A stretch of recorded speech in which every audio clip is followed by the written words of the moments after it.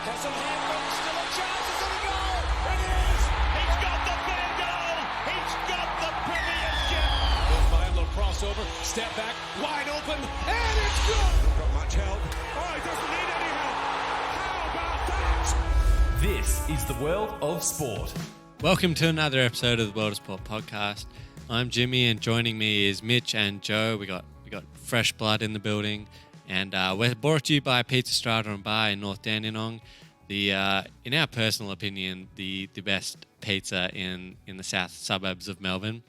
And we have an exciting show planned for all the listeners, from NFL, NRL Finals, AFL, Ashes, basketball, bit of heartbreak for the Aussies, and bit of European football with Pete later on. But boys, we'll start with favourite moment for the weekend. Mine is personally Leeds beating Barnsley 2-0 and going top of the championship. Mitch? I'd have to say it's the redemption for the kicker of the Bears now. Finally winning a game by kicking a field goal rather than costing us a playoffs game. And mine would have to be Carson Wentz, down 12-17 in the fourth quarter, 5 minutes left, 3rd and 9, shields off 2 tackles. As he's getting taken down, just drills a 20-yard pass to his receiver, gets the first down, and they go on to get the win. So that'd be my favourite for sure. Yep. Great weekend of sport, but we'll start with NRL Finals. And me and Joe will probably talk about that the most. Mitch has no clue what's going on. He's a true Melbourne boy.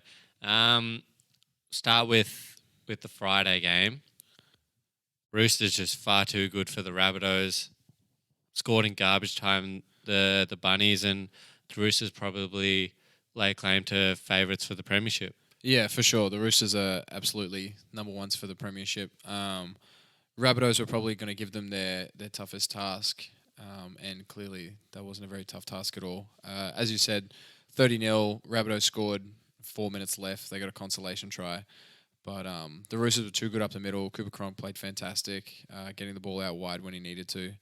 And, just ran through South Sydney. They didn't stand a chance. South Sydney have a pretty good run to as good as it can be to a grand final.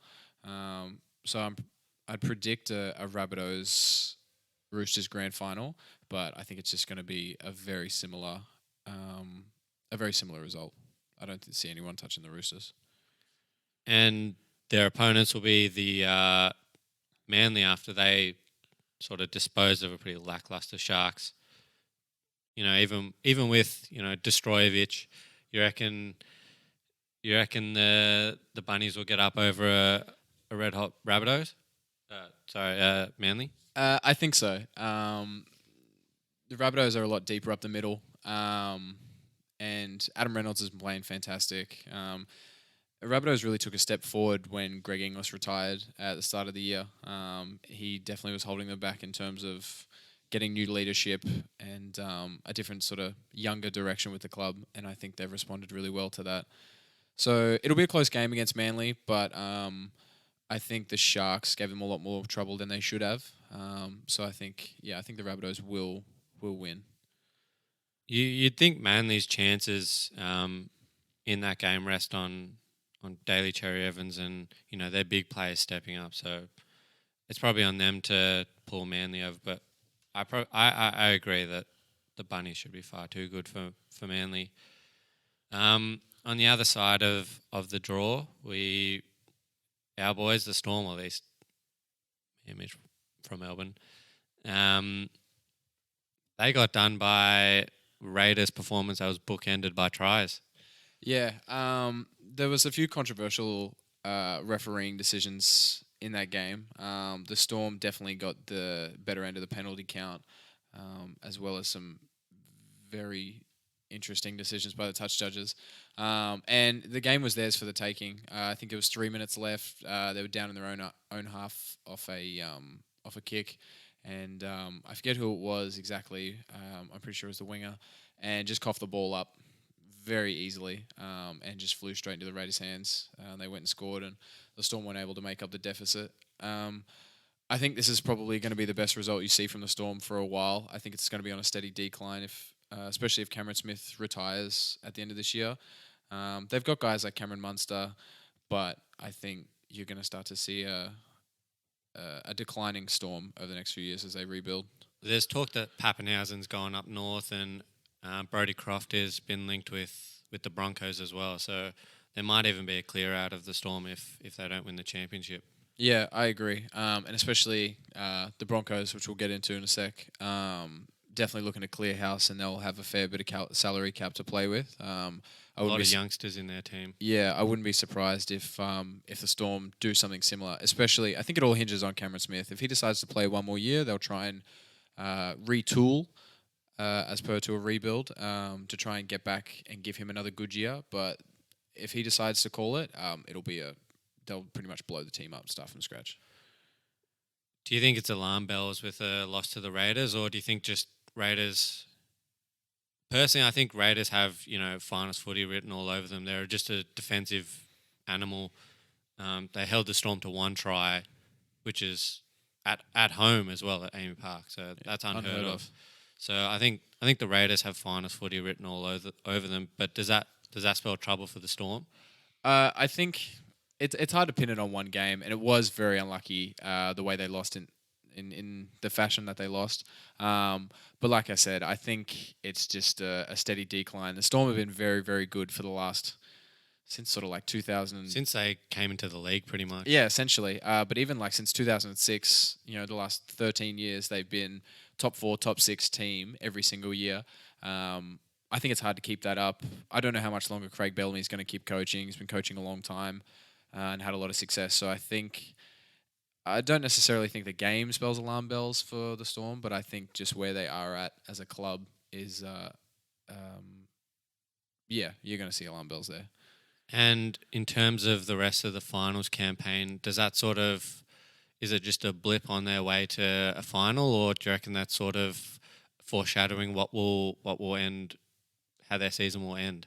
I think you will sort of see that's. I don't see them getting past the Eels, especially after their win against the Broncos. They'll be coming in very, very confident. They're also going to be playing away. The Storm are a great away team, but definitely much better at home. And I think losing this final at home is... I think it's their first in their history. First in the last 7 years, they've lost a home final. So for a very good home team to lose in a close game, and as you said, they only scored 1 try, I think it's going to be hard to get that confidence back in the next week, especially when they're coming up against the Eels, who are got confidence to spare.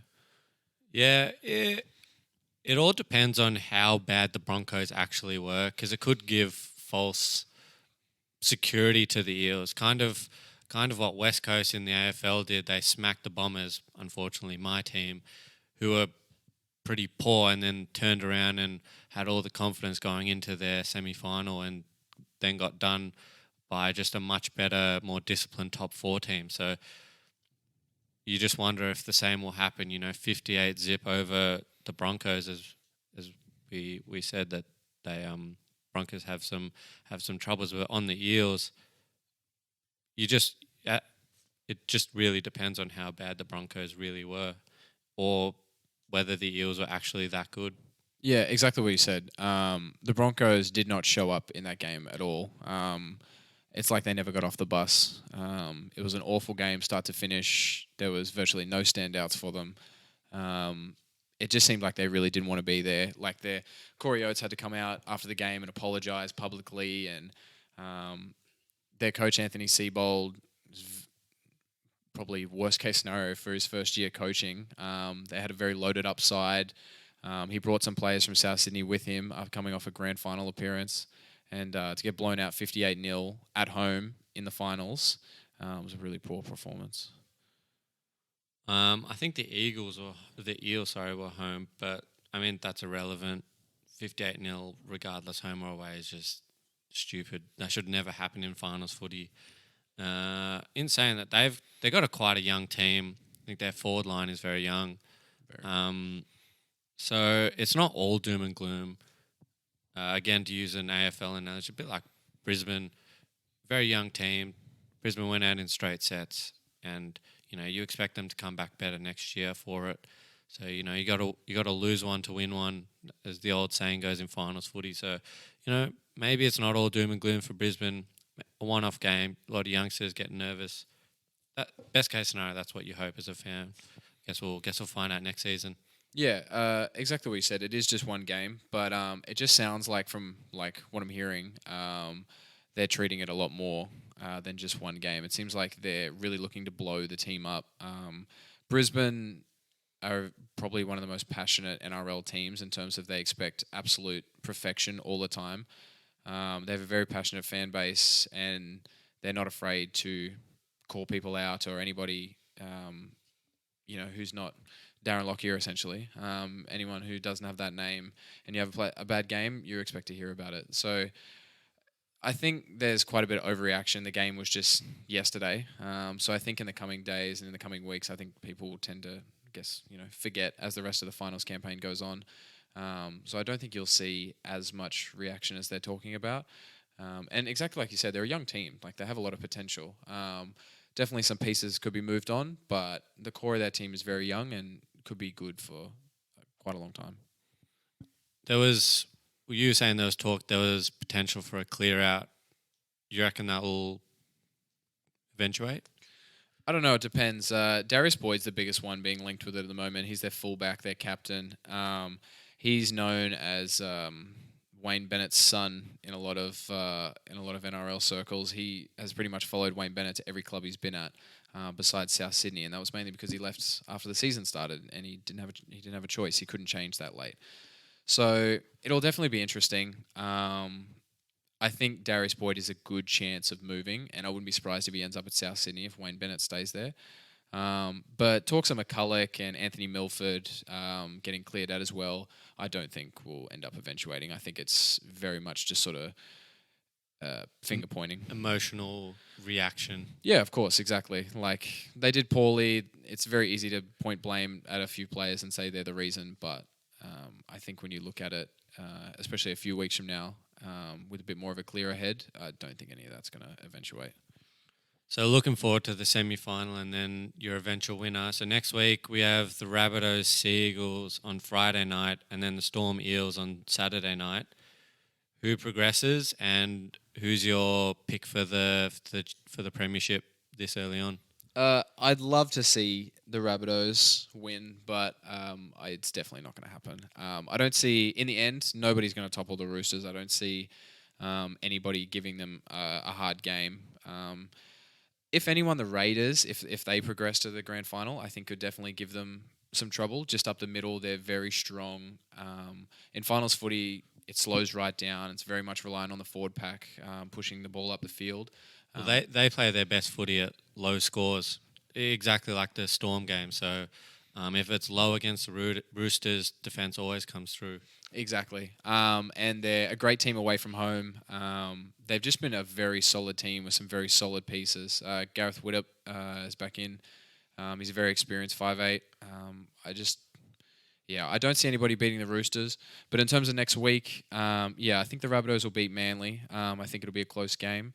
A clash of the Sydney teams. And in terms of the Storm Eels, I think exactly what you said. I think it's going to come down to how bad the Broncos were. If the Broncos were really that bad, then definitely the Storm could beat the Eels. But if they come in sort of looking to write the Storm off, which I don't think they will, but if they do, I think they're going to be in for a rude surprise. All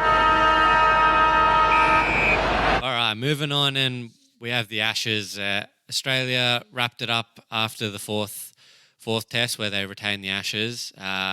So regardless of the fifth test result, they were always going to bring it home. And you and I, Mitch, thought that it wouldn't be a dead rubber. And that the series was still kind of on the line. Australia wanted the overall win. They didn't want to have a draw, but at the end of the day, it was kind of a dead rubber. Australia were on the drinks straight after they retained the Ashes, and it kind of showed in the fifth test. A lot of drop catches, uncharacteristic mistakes from the Aussies.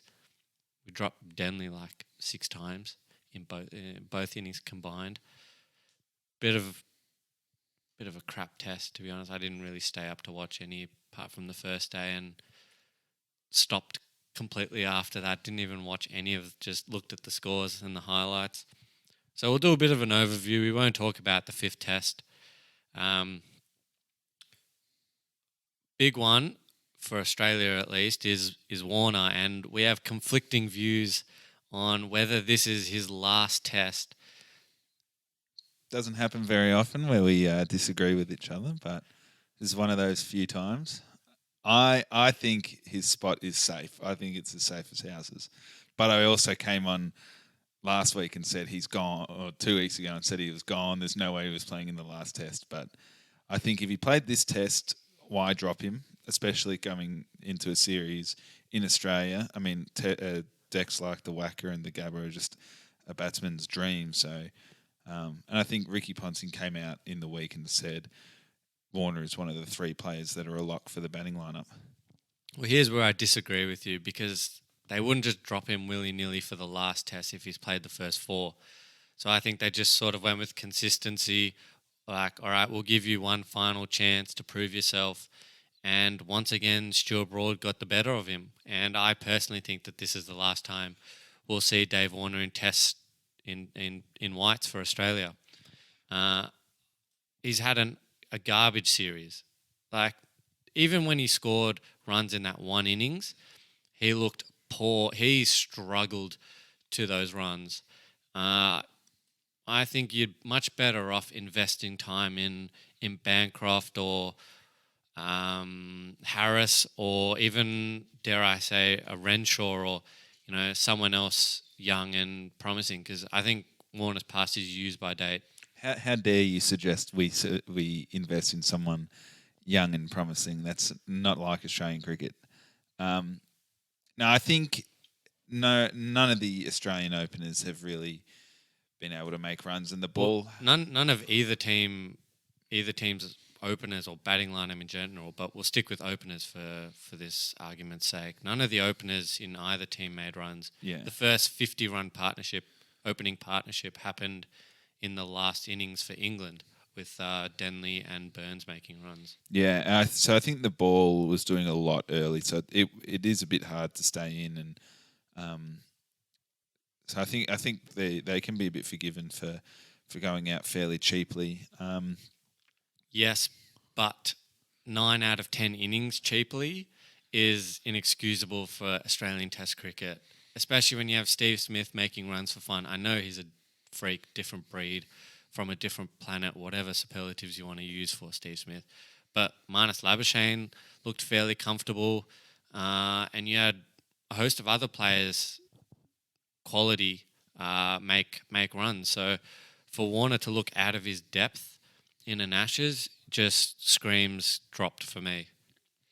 Yeah, I mean, / retirement. Oh, maybe we'll see. I don't think so, but you never know. I mean, you can never tell what the Australian selectors are thinking. Also, this is kind of nitpicking / just something that I despise.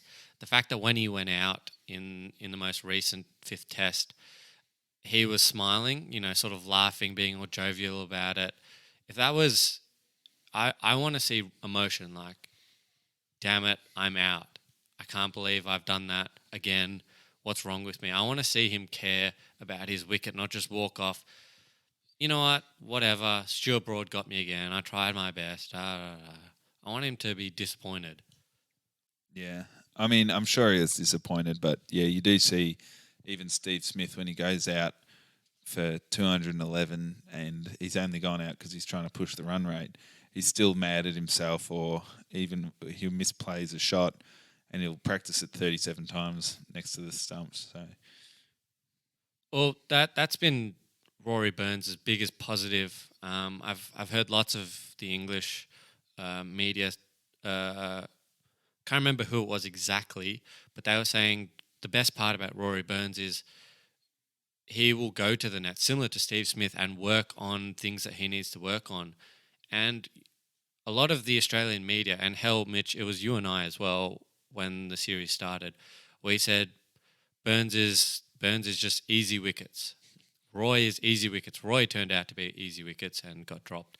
But Burns, he fought and he tried to give his wicket away a couple times, but he fought through it and he made lots of runs. And he's in my opinion, he's locked down his opening position for the next few years in the English Test team. So, that going full circle, to me, I'd take a Rory Burns over David Warner because he works hard on his deficiencies on his game and he's making runs despite everything else, despite a turning. So he has the same pitch as David Warner, and often they got put into bat on the first on the hardest days to bat. Sorry. Yeah, I mean, it's hard to look at one series and make a call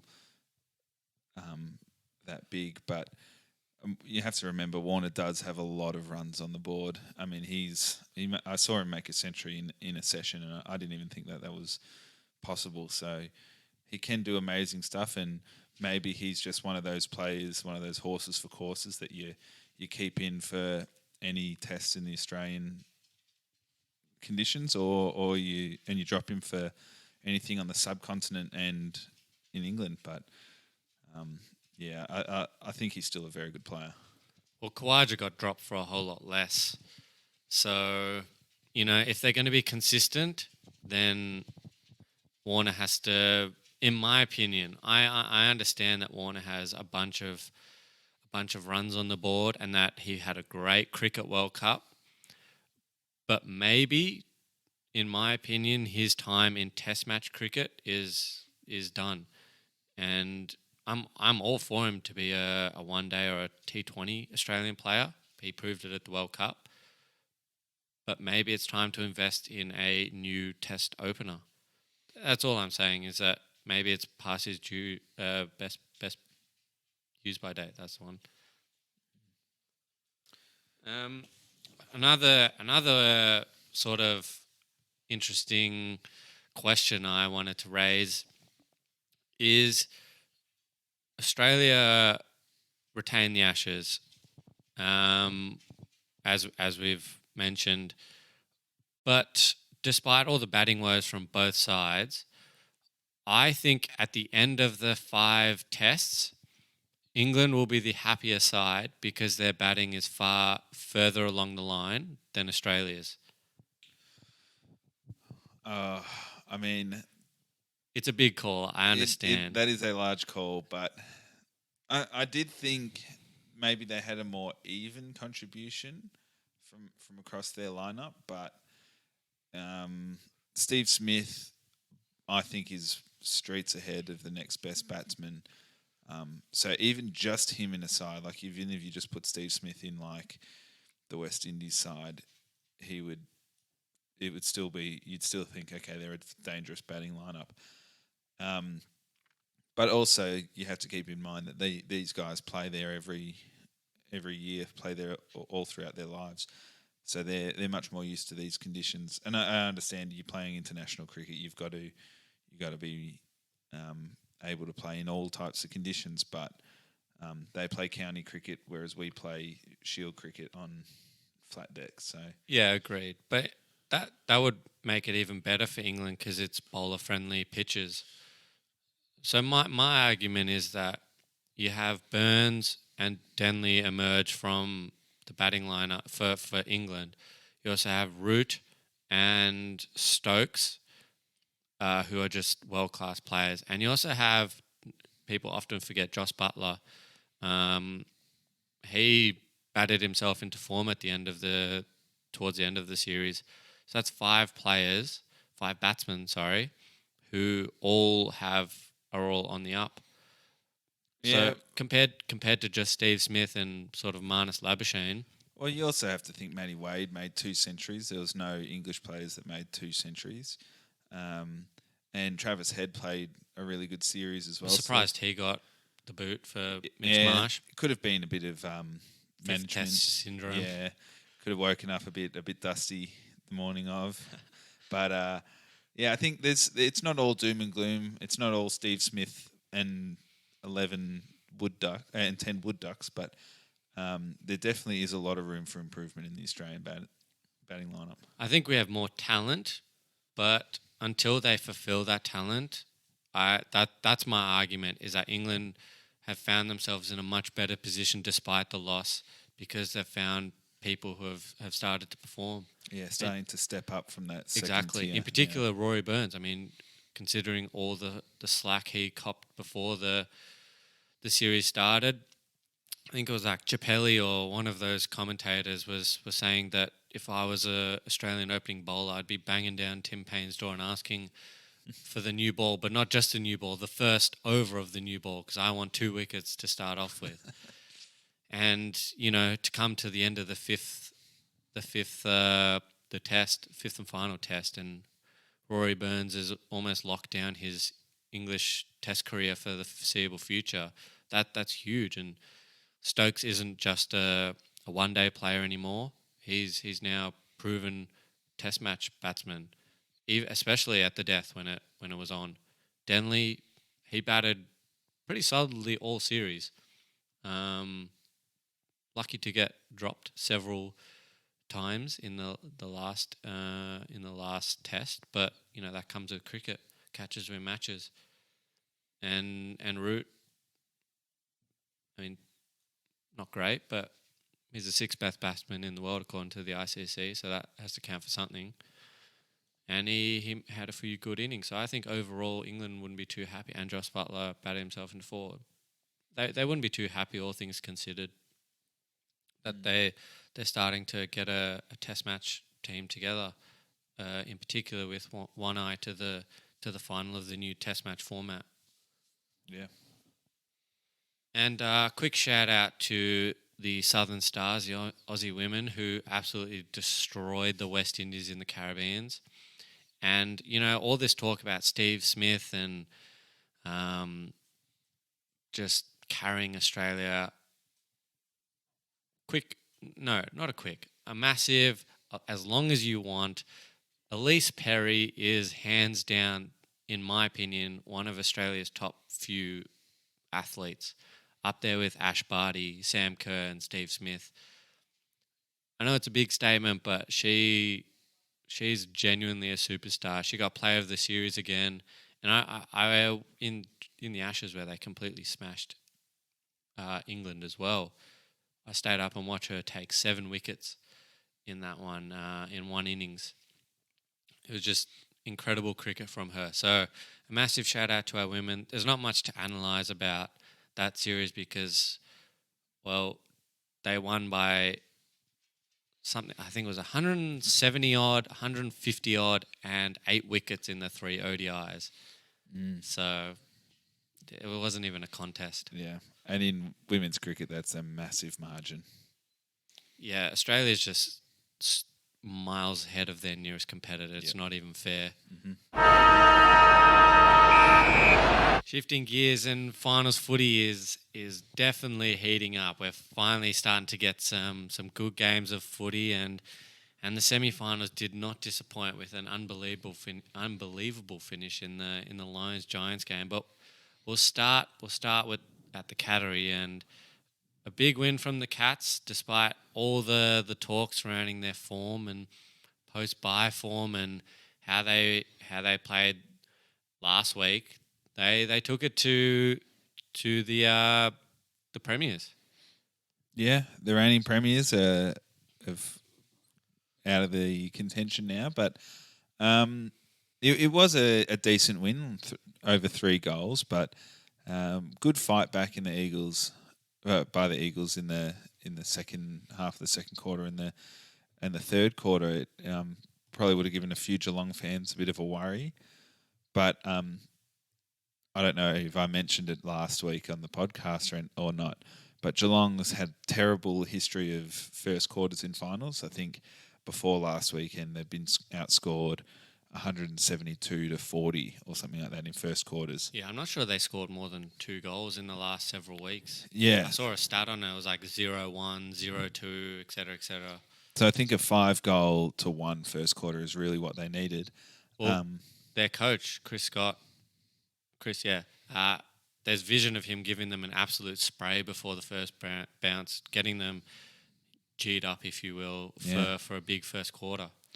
Yeah, and I think it said a lot about Geelong, their ability to, although they did give up the lead in the third quarter, their ability to fight back and claw it back and win in the end. I think that spoke a lot about them and a lot about them or Paddy Dangerfield, because he took the game by. Between him and Selwood, if they were doing votes in the finals, was it the Gary Ayres medal? Something like that. Something like that. He's stitching up some serious votes there. Well, Geelong made a big move of finally putting Selwood in the guts of the midfield as opposed to the wing, and it proved dividends, both for Selwood's head and his blood loss. But, that's where he does his damage. He's not a wingman by any means. And it showed in the game. When he gets into the thick of it, that's where he does his best work. And what a great problem for Geelong to have is they've got a few of those players that they can just play on a wing or a halfback flank, like a Selwood or a Guthrie, that they can just throw into the midfield, and they're just absolute bulls. So that could be working really in their favour come next week. But I think a bigger talking point out of the game was Tom Hawkins, the big tomahawk. Definite ban. Not really much to discuss on that. It was upheld just half an hour ago by the tribunal. Yeah, clear as day. Although in the past couple of weeks I haven't been having a lot of faith in the tribunal, really. But this was just clear cut. It was just dumb, off the ball. I don't know what you're thinking there in a semi-final. And he has a bit of a history of doing it's that like sort his of thing. sixth striking offence or something along those lines. Yeah, so no amount of bum pats or whatever it was apologies after the incident. That's not going to get you off the hook. Doesn't work. Exactly. But maybe we'll touch on this a bit later, but I think it could be a bit of a blessing in disguise for Geelong. Really, I think it could cost them in the prelims. We can talk about that when we touch on the prelims. But yes, I think overall Geelong, good to get the monkey off their back and sort of quieten down some of the haters. Yeah, it also is really good for Danger to get the monkey off his back as well, because he's often criticised for trying to do too much, if you can imagine, in finals footy, and he actually was able to live up to probably his own expectations and take the game on and just pull them over the line in the fourth quarter. Took, I think, 4 big contested marks and kicked a goal, I believe. Memory fades. But, yeah, those 4 contested marks were huge in the grand scheme of the game. Yeah. So it bodes really well for the Cats going into the prelims to have Danger in red hot form, because he can bust a game open from the middle or from anywhere in the game. Yeah, he's one of those players like a Dustin Martin who can do so much damage in the middle or up forward. So you really spoiled for choice when you're thinking about where to put him, and teams can't prepare that well for them. And the frailty of the Eagles was sort of exposed. Sorry, the frailty of the Eagles' defence, to be specific, was exposed in the first half, I'd like to say. McGovern dropped a few marks, should have taken. Same with Barras. They were just moved around, and the Cats played smart football, unlike the Bombers. Moved them around, got one-on-ones, and if you do that to McGovern and Barras, you get them out of position, and then you get over the top or just easy balls to your forward. So, there was question marks over their defence and was exposed again. Yeah, it's exactly right. You can't just do what Essendon did the weekend before and just try kicking it long in hope, because that's what Barras and McGovern just gobble up. Eat that up for dinner. That's what they love. And I think Geelong is a good team at being able to shift the defences around and sort of trying to pick apart those structures.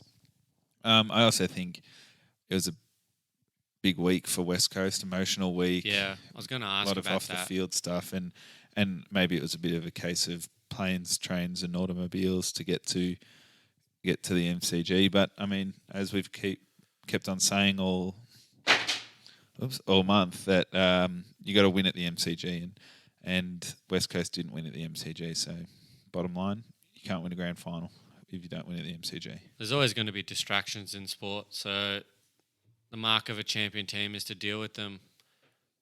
So, you know, you can have sympathy or blame all you want for what happened during the week, but you have to deal with them if you want to win a premiership. There's no excuses.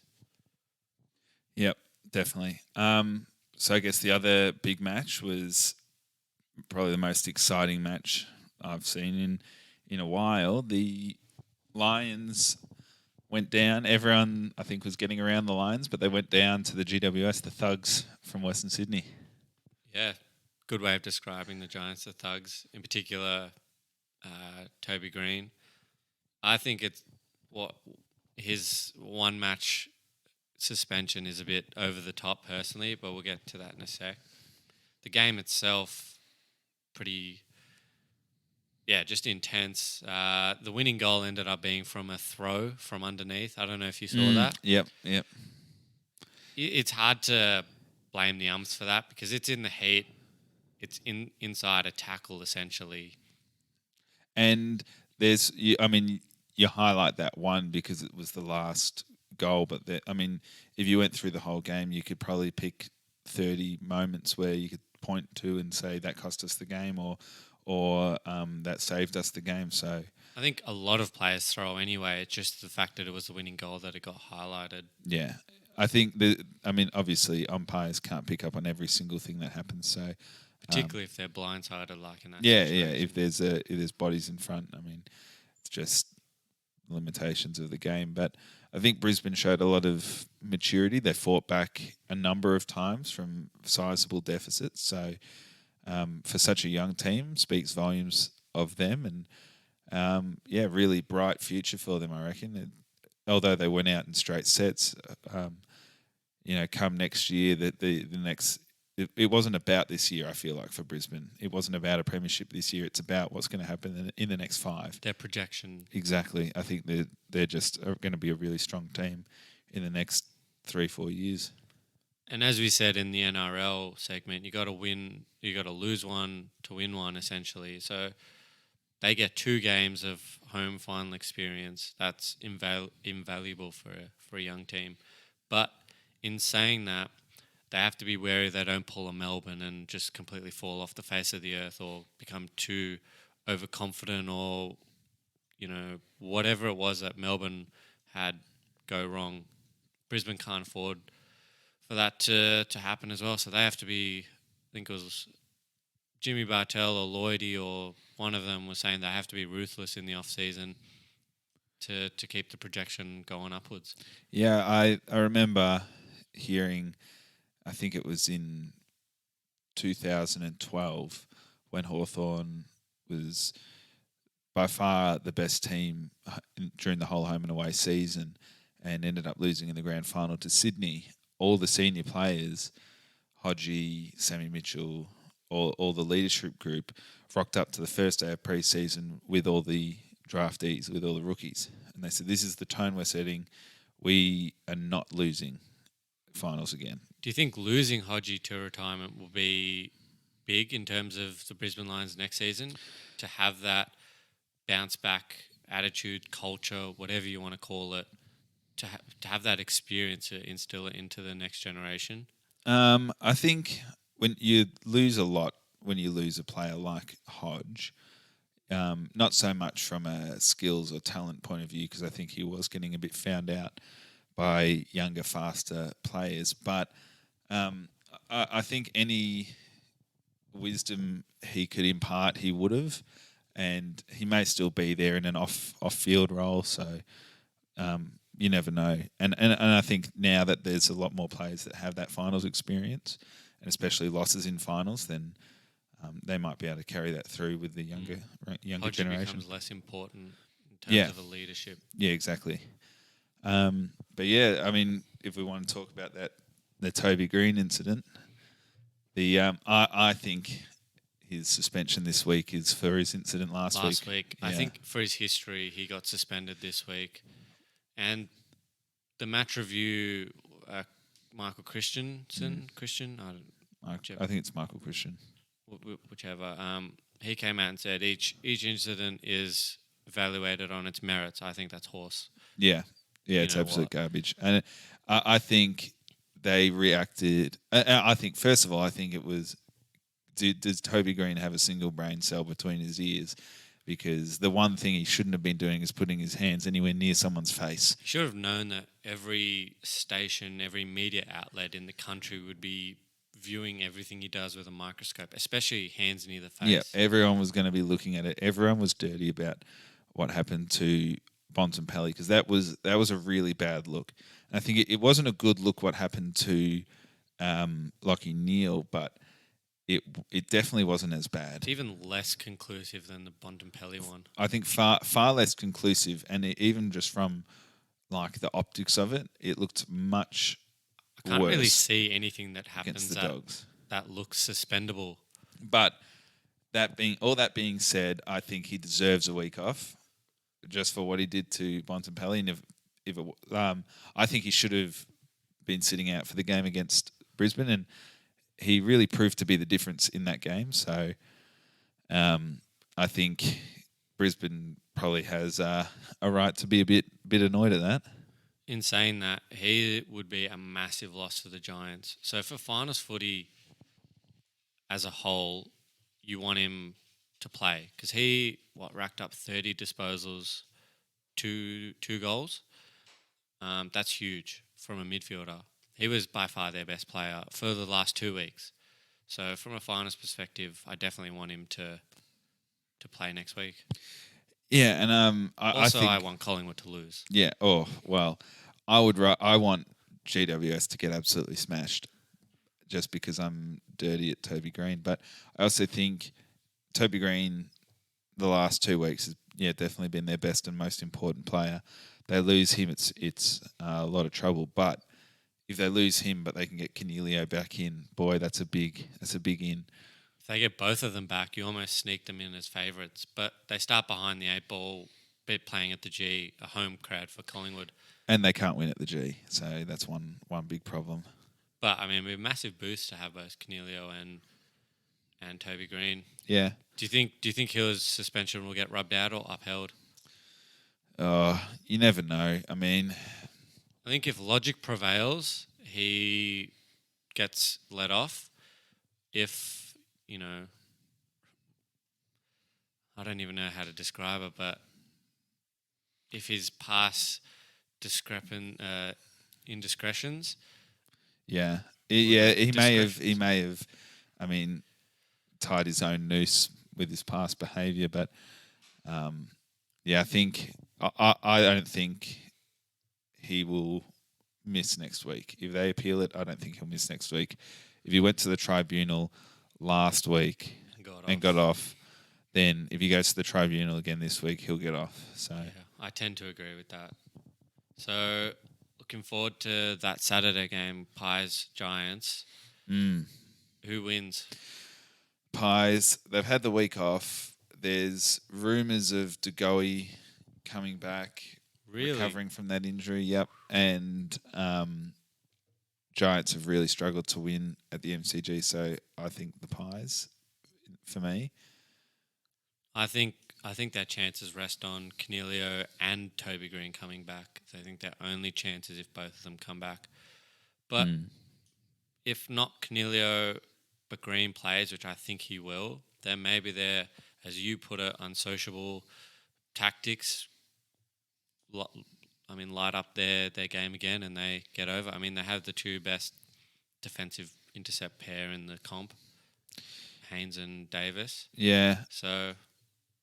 but I do think that unsociable brand of footy, it's easy to beat up on. Come back to bite you at some stage. It's easy to beat up on kids that play for Footscray and Brisbane, but when you come up Also against kids. they're kids. So be coming up against guys that are playing for Collingwood that are a bit older, a bit bigger, a bit stronger. They've been around finals Bit footy. smarter as well, like Pendles. Yeah, exactly. I mean, it could be a much different story. So, I think Collingwood should, not comfortably, but they should win this one. And the Tigers, Cats. Does Hawkins, is his out, as I think you said, as a blessing in disguise? I think it could be a blessing in disguise. I think Richmond are almost unbackable favourites. It's hard to look past them. They're in great form, but the one thing that Hawkins being out sort of does for Geelong is it forces them to go small and go more direct into the forward line rather than having that Tom Hawkins bailout option down the line, which is what Grimes is going to be licking his lips thinking about until now. So I think having that ability to go small and run it into your forward line or look short rather than look long, take out that intercept rebounding brand of footy that Richmond likes to play, that could really feed into Geelong's hands. As devil's advocate, it could also cost them.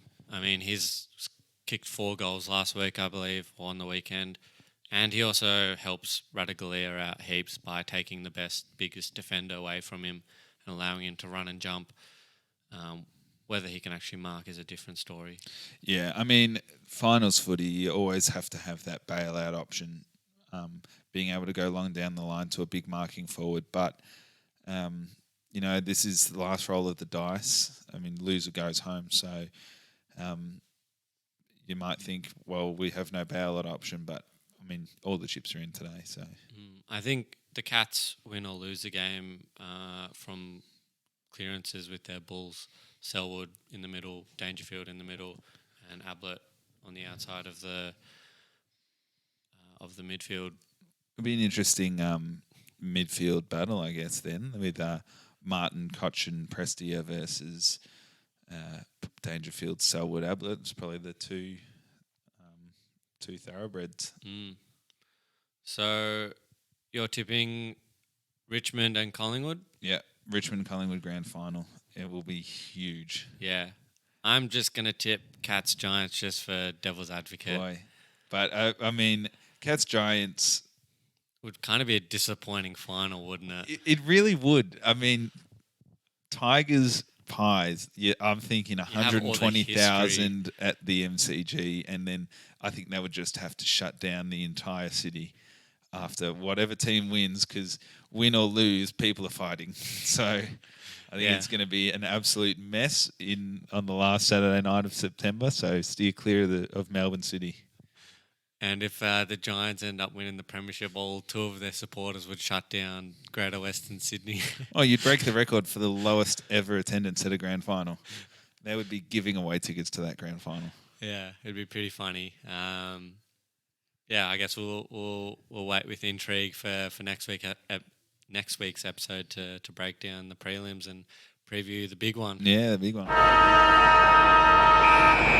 As Aussies, we'd be remiss to not quickly cover the FIBA World Cup, and more heartbreak for the Aussies, who almost looked certain for a medal and once again lost to Spain and finished 4th in the end.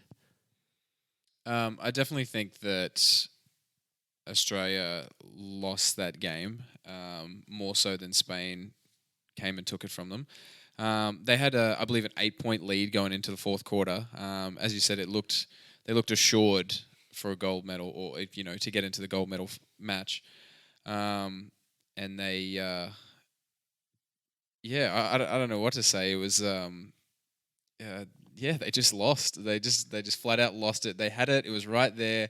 All they had to do was shore it up, and they just couldn't do it. Sink the final free Yeah, throw. Paddy Mills went off 34 points, I think. 34 points, played 45 of the 48-minute game. Like, he was in the entire game, which is a big effort for the way he plays too. He's very busy, off ball. High intensity. Yeah, he's a very active player. So for him to play 45 minutes of a 48-minute, World Cup preliminary final was big. And yeah, they had the chance to win it twice. Paddy Mills with a free throw at the end of regulation, tie game, couldn't get it done, unfortunately. And then Matthew Dellavedova threw up a very poor shot at the end of the first overtime. So it was disappointing. Definitely Andrew Bogut was probably the most disappointed. He's put a lot into Australia and Australian basketball, and he's, I believe, yet to come away with a gold medal. And this was... Well, we haven't won a medal in a major tournament ever.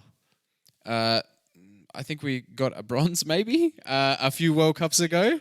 Nope. Yeah, we've definitely pulled a bronze here and there, but nothing, exactly what you said, nothing major. And now that the USA is pulling back on their talent, this seemed to be the year. This was the most NBA players we'd had in a national team. We had pretty much all of our best players bar Ben Simmons, of guys who could have potentially played. This was Australia's shot. It was right there for the taking. This is probably one of the only times they're going to win a gold medal, and they lost it for themselves. Yeah, and they beat France in the part of the group stage. Such a weird format, but they had already beaten France in a tight game in the group stage. So you thought going into the bronze medal match that they'd have the wood over the French as well, but it just seemed that the loss to Spain just killed them before the game even started. But even still, they were up big time against France and blew the lead again. Lost almost comfortably in the end as well. It was similar to the last Olympics when Australia played Team USA. They were up at quarter and half time, and this was seen as, this was before America had ever had been beaten. They strung like 32 wins consecutively against a really strong Team USA. They ended up losing by 10 or 12 or something like that, and it seemed in very typical Australian basketball form, they just gave up. They knew that was the gold medal match in terms of them versus Spain. Whoever was going to win was probably going to go on to win the tournament. And once they lost in such devastating fashion, they didn't show up for the bronze medal game at all. Well, Bogut's Twitter showed up after, but yeah, he's definitely the villain in China after some of his comments and got booed in the bronze medal match. Yeah, Andrew Bogut's never been super popular with any audience, whether it's being frequently injured in Milwaukee and being seen as partly a bust, to calling out Liz Cambridge, is that her name? Cambridge, yeah, making enemies with the female team because she was at a music festival instead of at training a few years ago. And he's always been very active on Twitter and very quick to call people out. So after the game, with his Google where FIBA headquarters is, because he thinks it's in Spain when it's actually it's in Switzerland, I think just sort of shows his character, and I think it's not Probably all that just surprising. Frustration boiling over. That was his big chance to cement his legacy as one of Australia's best basketballers. Absolutely, By winning a gold medal. That was his chance. That exactly what you said. If he could have managed to bring home a gold medal at that age, in that sort of big stage, that I think it very easily could have cemented him as our best ever basketball player. But until Ben Simmons' career's over. Correct. But yeah, it's that was his shot. That was a lot of their shot. Paddy Mills, Matthew Dellavedova, guys like that who will go and play in the Olympics in Tokyo, or some of them may, some of them might. I don't know, but this was absolutely their shot, especially with USA already out of the picture. Finishing 7th as well. And I think Team USA will probably have a different approach for the next one as well, to not repeat the same result. So I think their pride is on the stake as the best basketball nation in the world.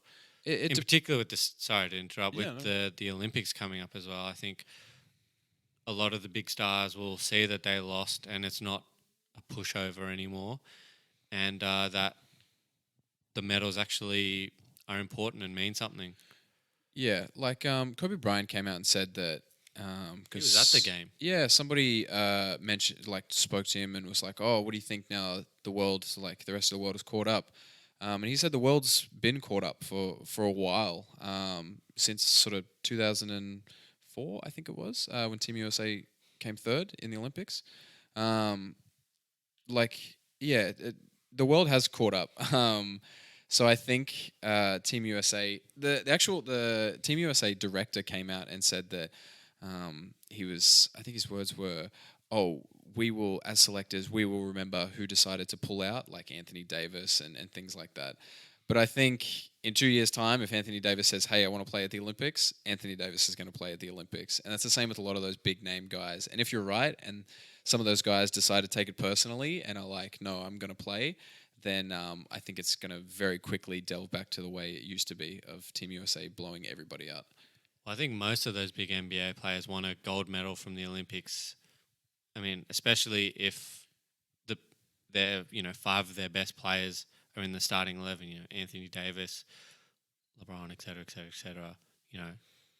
Why wouldn't you want a gold medal with an all-star team compared to Patty Mills and Dellavedova and past his used by day Andrew Bogut? Why wouldn't you want the easiest gold medal of your life?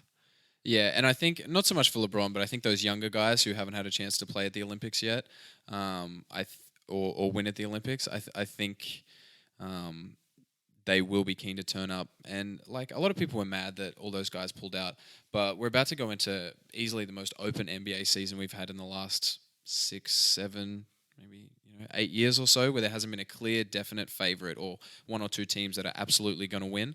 So I think it was very reasonable for a lot of those star guys to sit this World Cup out. This, it's very meaningless. Yeah, NBA championship is on the line.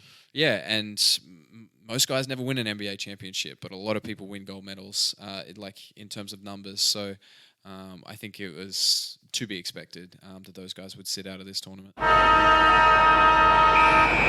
All right, lads, we'll move on to NFL now. It's week 2. I'm excited. We're past the week 1. Who knows what you're actually going to get because no one has seen the starters since season before. We'll start with the Broncos and your boys, the Bears, Mitch. A cracking ending in the end and a good win for the Bears, but I can't see the Bears getting too many more wins this season if Trubisky's going to play like that. Yeah, I think sometimes he tries to do a bit too much. He loves to look for that big 80-yard bomb down the field, but we have the Bears have sort of shored up their running back stocks through the draft, and they've got Shaheen. I think it's Adam Shaheen. That's nicknamed Baby Gronk. So it'd be good to see more than just the long routes down the field and get a bit more of a smarter plays, better reads. Yeah, well, splash plays are the sort of defining, whatever you want to call it, of the Bears' offense. And on the other side, the defense is one of the best in the leagues, but there's only so much the D can do till they get tired or, something gives. You can't keep relying on the D every single series to bail you out until you decide to do something. I mean, the defense can't bail you out, and I don't think you can count on the defense scoring as much as they did last season, or getting so many stops, putting you in such a good position every single time. But having said that, it is a very strong defense. I mean, Khalil Mack looking as dangerous as ever. Akeem Hicks, that whole front line is looking dangerous. Bojack, Eddie Jackson, one of the best safeties I think at the moment, and Kyle Fuller just got another pick on the weekend. Picks. He does. Bit annoyed at himself that he went out of bounds. He was thinking end zone, but had to get the reins on him a bit. But yeah, and I think it was an interesting game also because it was two good defenses, two of the best pass rushers in the NFL. You had Von Miller on one side giving Mitch Trubisky hell, and Khalil Mack trying to terrorize Joe Flacco. So. Yeah, you also had Chubb and our boy Adam Gotsis, who played for our gridiron club in Melbourne. Yep. So interesting game, and obviously, I mean, I don't know how many people watched the game or saw what happened, but came down to a field goal, a 50-something yard, 53-yard field goal, I think it was, 53. with literally 1 second left to go on the Pinheiro. clock. Yeah, I mean, I don't know if many people have followed the Bears or heard what happened last season. Playoff game against Philadelphia, Mitch Trubisky led a massive comeback in the last quarter, and it came down to a field goal to win the game. And Cody Parkey, the kicker at the time, missed the field goal and it hit the post twice and bounced out. So they were calling it the double doink, and I was in Chicago not long after that, and it was a very dirty word. You could not even say that outside of the privacy of your own home. Sorry, viewers, we're going to have to beep out that word he just said. We'll probably beep it out with the Browns or something. The double doink. Yeah. So it was good. I think everyone in Chicago took a big sigh of relief after they saw a kicker actually make a field goal for the win. Pressure field goal. 1 Very second to go. High pressure, long distance. So There's a bit of controversy about the 1 second, but I'm genuinely okay with it. yeah, The coaches probably told the refs before the play even started, as soon as his knee touches the ground, we're calling timeout. So, it's probably a pre-play call from the touchline. So there was clearly 1 second on the clock when the knee went down. So that no controversy for me. I think there was even a bit more controversy before that Chubb. with the roughing the passer. That I don't was think garbage. I don't think that was there. That was but legal. I'll take it. Of course you will. A win's a win. Doesn't matter how they come. I hope the Bears get a few more, and I think they will. I think we lost to the Packers, but I think they're looking quite strong. I disagree. They're garbage as well. That is, I think that's just. We'll get to that when we get to that okay. game. The Broncos Moving on the on. other side recorded 27 first downs, which is the same as the Pats and the 49ers in their blowout wins in their respective games, marred by heaps of holding calls and just pulling plays back, starting, first and 20 after getting a first down. It's always going to be difficult. But in saying that, 27 first downs and only 14 points, not great. And that they'll be salty as well about that call at the end on Chubb. And blowing a lead with 30 seconds to go is also, they'd be really disappointed about that as well. Yeah. And one thing, I didn't watch the entire game, but I did watch bits and pieces of it. They converted quite a few fourth downs, which I think is brave coaching, brave call playing, which paid off clearly, but didn't necessarily pay off on the scoreboard in the end. But yeah, I mean, it was a close loss. I mean, that game could have gone either way, and then so instead of Denver being 0-2, they're 1-1, and Chicago's 0-2. So I don't know. I think it's a bit early in the season to be reading too much into score lines and records at the moment.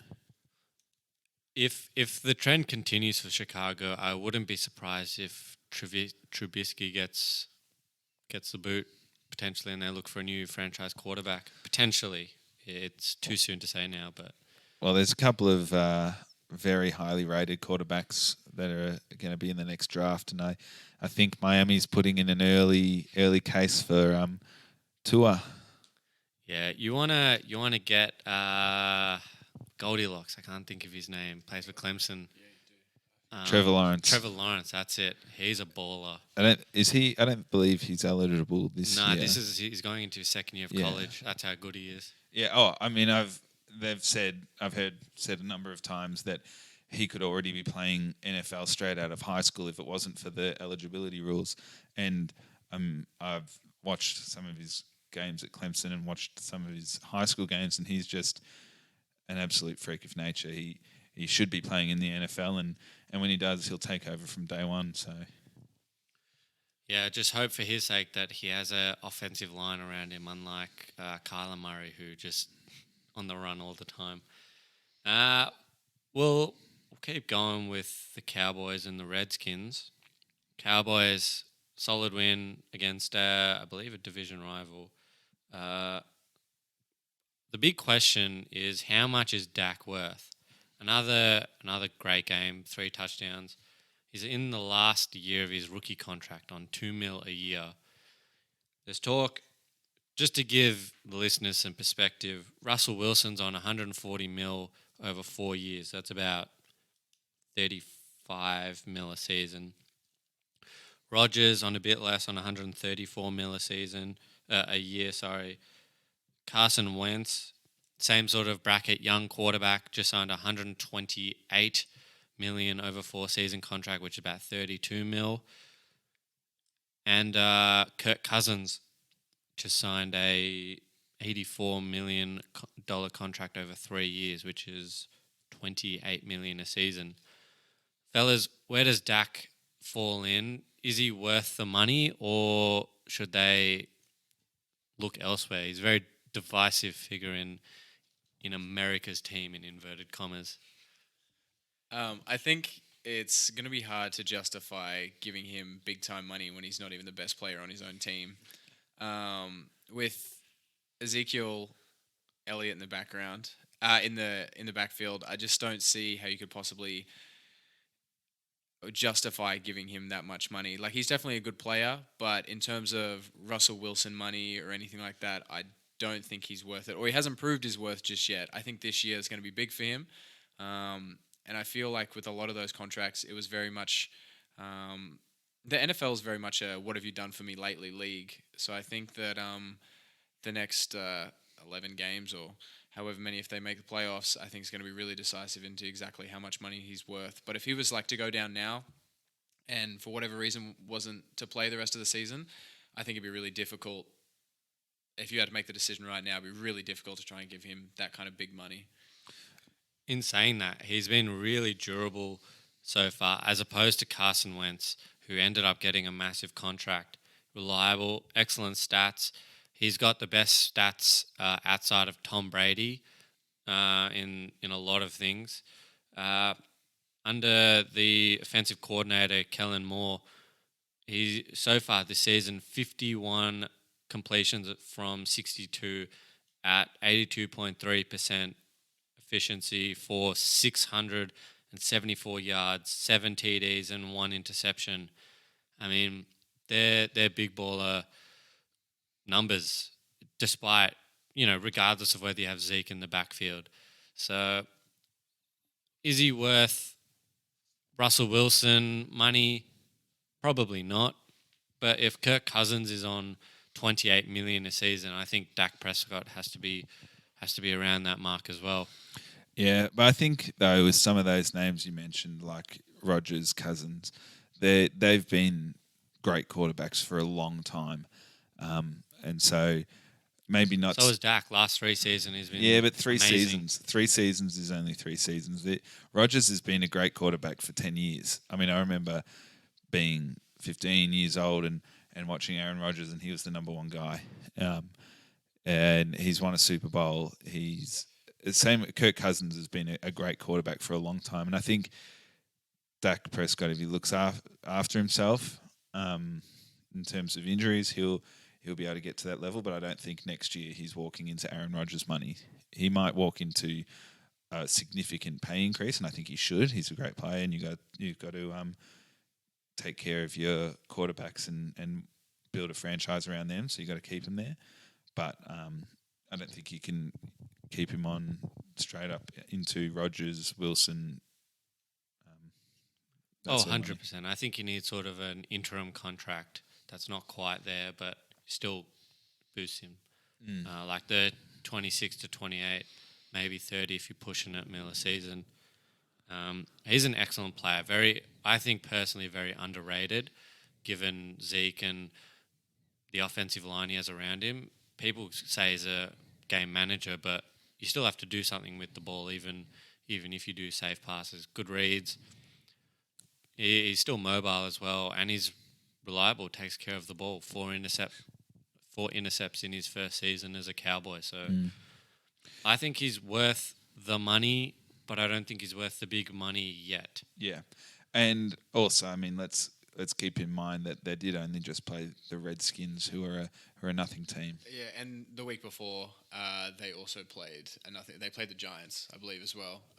So I think those stats are great, but over the first 2 games against teams that won't make the playoffs, it doesn't mean as much. Yeah, I also think Carson Wentz has a much higher ceiling than Dak Prescott, which is why he's worth the 128 or whatever mil he was paid. So you also have to factor that in as well. I think Prescott's ceiling is a lot lower, but he's also a lot more reliable at the moment. Exactly what you said, though. He's reliable at the moment, and I don't think that they would want to lock him up for big money long term. Like Ezekiel Elliott is, a once in a generation type guy. Like they're obviously going to lock him up for a lot of money for as long as they can. But a guy like Dak, I think he's very much just exactly what you said. He's a game manager, but I also think he's more a placeholder until one of those once in the generation guys comes along. In saying that, though, you don't want to sort of discard him and search for a new quarterback because you never know what you might get from a draft prospect, but you kind of already know what you're going to get from Dak. So it'll be definitely interesting to see how those contract negotiations go. But I mean, the Cowboys are 2-0 and they look pretty solid as well. The Redskins are by no means bad, but by no means they're gonna storm the house and yeah. So Cowboys 2-0, done what they need to do. Even better that they're sort of easing Zeke into the season, bit like Gurley at the LA Rams, just sort of have a committee and allow him to get the reps he needs, but no more, no less, take care of him. So that'll be also a big plus. And yeah, that's pretty much all. That was a big talking point. Does Dak deserve the contract? Another big game, well, it's probably billed to be a big game before the season started, was the Seahawks and the Steelers. Lived up to expectations score-wise, but Seahawks 2-0, look good value for money. Speaking of good value for money, DK Metcalf is a freak of nature physically and just almost unguardable. Just I don't even know how he's tight end size with wide receiver speed. When I saw his combine workout, I could not believe later that he did not go in the first round. I just could not believe that all 32 teams passed him up once, almost he's twice. A project. I still think you see a guy like that, it's like he's like 6'5", runs a 4.3 40. He's just an absolute freak of nature. He's huge, strong. I mean, he makes these DBs look like little boys out there. Yeah, he bullied the Steelers DBs, but I mean, as a Steelers fan, I'd liken him to a bit like Bud Dupree, athletically just gifted, freak of nature, had the most ridiculous combine, but when I think it was about 15 or 25 or 21, I don't know what he ended up going, because he's a project, because you don't actually know what you're going to get in his NFL career. And I think DK Metcalf, it's a bit of the same. He's just bullying kids in college, literally like half his size, doesn't have great route running. He's only really a deep threat if you train him up for that. He had some injury problems as well going into the draft. You don't know what you're getting in the NFL, and I think that's why he went in the second round. Yeah, it's always better the devil you know than the devil you don't. But I still think you see a build like that with pace like that, and you just think, okay, well, we can, especially a team like the Seahawks that's got good coaching, good structure. Or I was surprised, like the Patriots didn't pick him up. A team with good coaching and good structure that can really just turn him into a really good player rather than just throwing in the ball 25 times a game.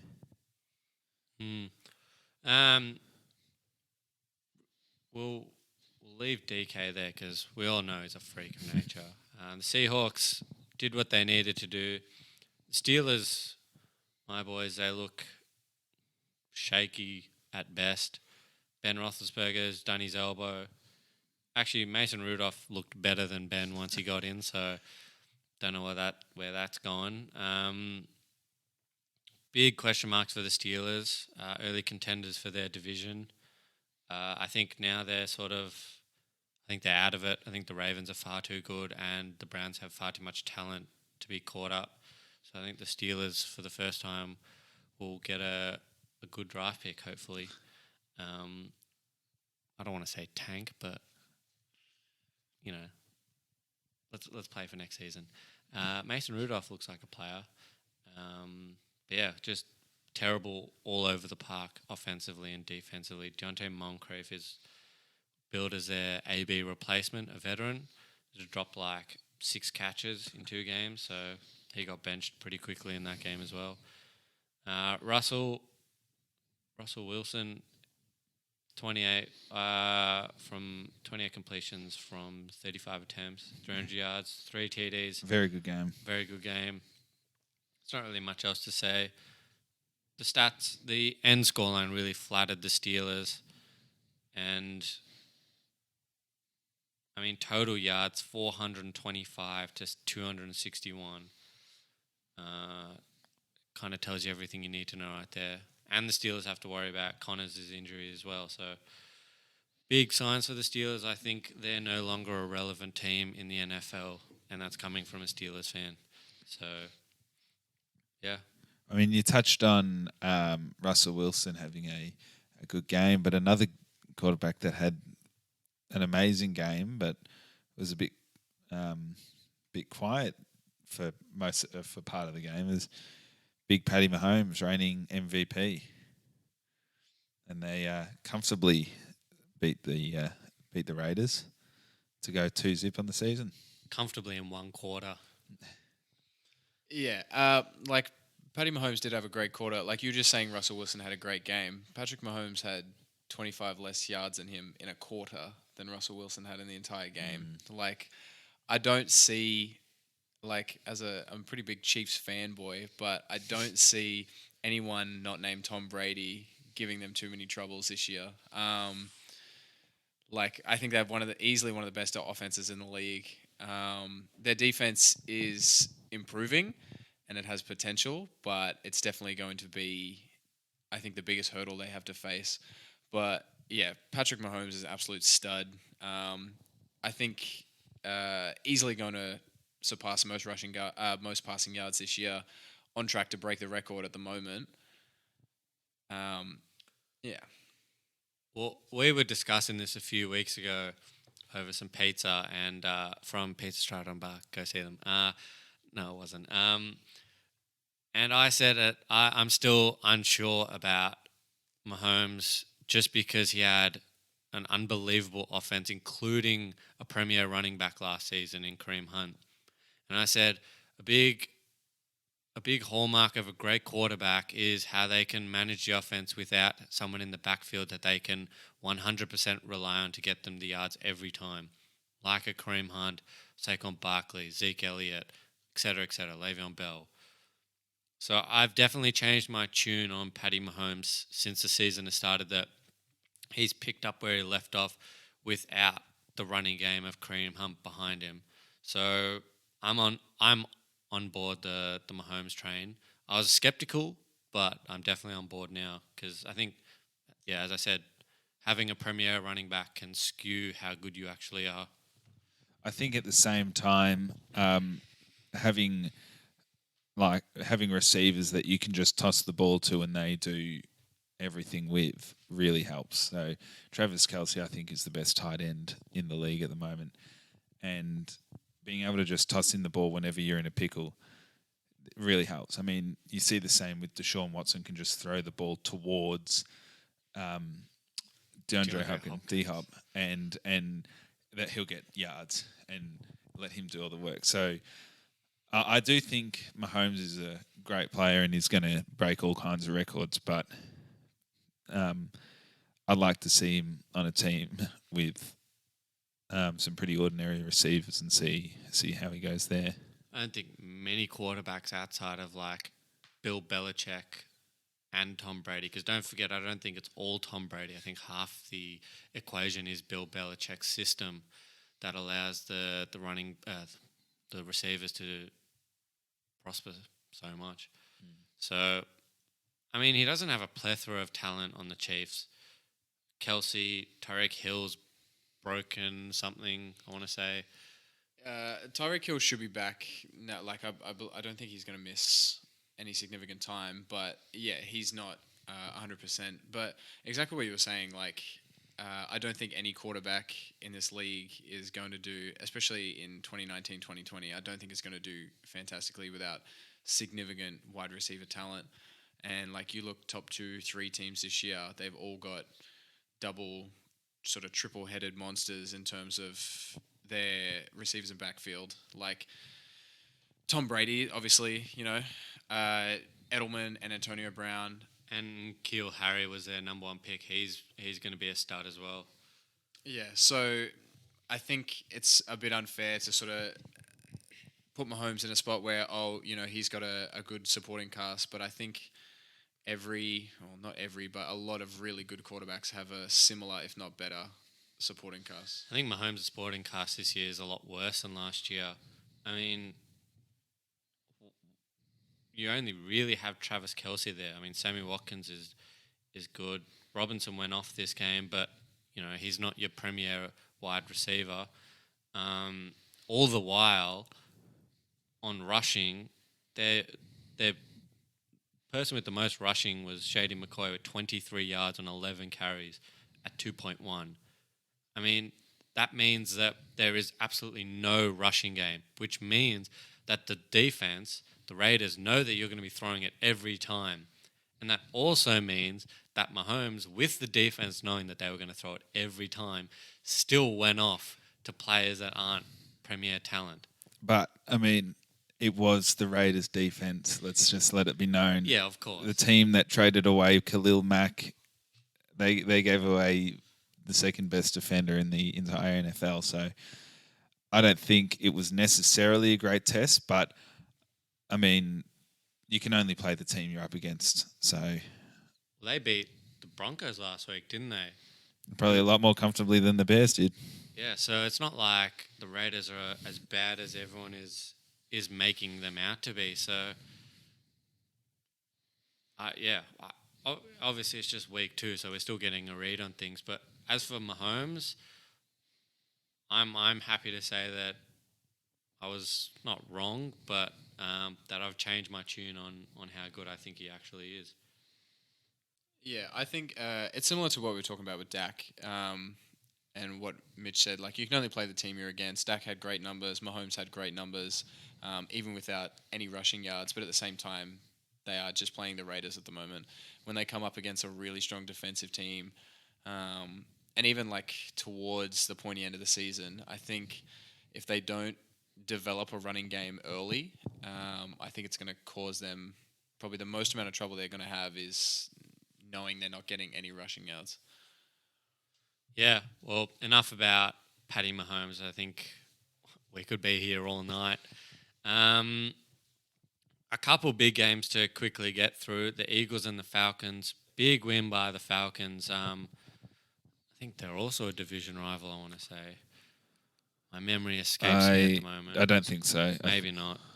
But either way, Eagles are a big team at the moment, a powerhouse team. So for the Falcons to come away with the win is hopefully reminiscent of their Super Bowl run a few years ago, where they should have won the Super Bowl. And I think Matty Ryan flies under the radar a little bit. He's a very, 100%. very, very good quarterback. Skinny quarterback. Yeah, very skinny. He's need to get a very good O-line around him because I think a few hits and he's going to crumple. But good game. Two really good teams. Two really good quarterbacks. Although injury concerns over Big Carson Wentz. Again. Yeah, it seems to be the story of his career at the moment. But just interesting game. Not too much else to be said. Good win by the Falcons. Surprised that the Eagles lost. They're touted as one of the Super Bowl favourites. So I think touching on Carson Wentz as well, I think there's really nothing much else the Eagles can do. The Eagles have easily one of the best O-lines in the league, and if you still can't keep him healthy with that in front of him, like... oh yeah, I think they have the best O-line in the league. Yeah, like if he's still getting injured after, it's like, man, what can you do? Yeah. Also, don't sleep on the Falcons' offense. We're talking about talent around a quarterback. Mahomes pales in comparison to what Matty Ryan has. He has Devonta Freeman in the backfield, but he also has Julio Jones, Calvin Ridley, and Mohamed Sanu as wideouts. I mean, that's as star-studded as you can get. I mean, Julio Jones is up there with Antonio Brown as arguably the best wide receiver in the league. Yeah, well, Julio Jones, Antonio Brown, DeAndre Hopkins, they're probably the top three, definitely.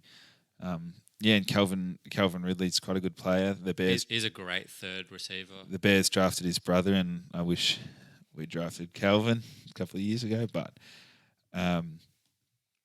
yeah, I mean, there's a lot of talent around Matty Ryan, and I think it's a bit misleading for me to say, look at the talent he's got around him, because when you have a great quarterback, you then get in the talent around them. Well, you have to do something with the talent as well. Exactly. As a Steelers fan, I know what it feels like to have the best offense in the league and do nothing and scrape by with a 16 points on the board and win, like barely. Yeah. When you have like the triple Bs back in the day. So I mean, you still got to do something, and they've been underperformers the last few seasons with that exact same offense. I also think Matt Ryan, especially this year, like he didn't have a fantastic game. Realistically, three interceptions.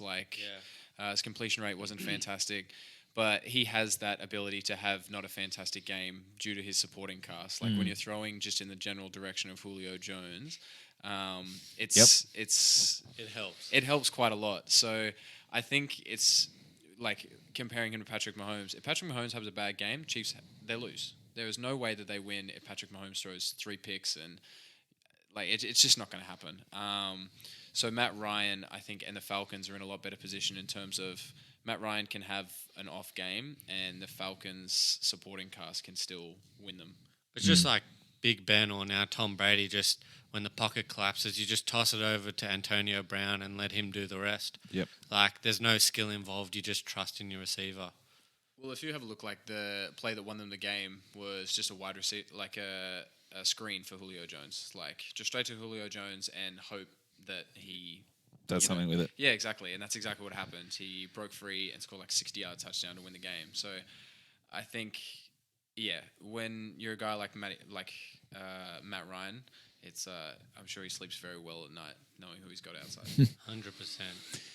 We'll move on to the Rams Saints, and the big news out of that game is that Drew Brees has done something to his thumb, which could bode really bad for their playoff chances with Teddy Bridgewater coming in to back up. Yeah, Drew Brees out is a massive, massive loss. I mean, A bit like what we were saying about Patty Mahomes. Well, no Patty Mahomes, no win. I think it's very similar for the Saints. And I think the Saints losing Drew Brees almost hurts more than the Colts losing Andrew Luck. I mean, we've seen that. What was his name? Gardner Minshew, whatever his name is. He's for the Jags. Is he? Yeah. Well, whoever the... Jacoby Brissett. Jacoby Brissett, that's it. He's actually not playing too badly. Yeah, whereas, he's not going to win you a game, but he's also not going to lose you a game. Whereas I think the Saints have been so... Drew focused. Brees is a Hall of Fame quarterback. He is. He's a Hall... Given the jacket now, but without him, I think they're in some real trouble. They have another young or not young, he's older than Bridgewater on the roster. His name escapes me, but I think their CEO or their coach or someone along those lines, their GM, came out and said he's the next Steve Young. So we'll see if they roll him out in the next game, or if they stick with Bridgewater, who's had 2 absolute stinkers. The game just gone past in week 17 last season. On the other side, the Rams just, there's not really much to say. They keep on rolling. Todd Gurley's getting Gets his touches, reps in. but not really putting a lot of risk involved. Jared Goff is getting better. He's still not great, but he's getting better. Unlike Trubisky, he actually can win them the game from his arm. Yep.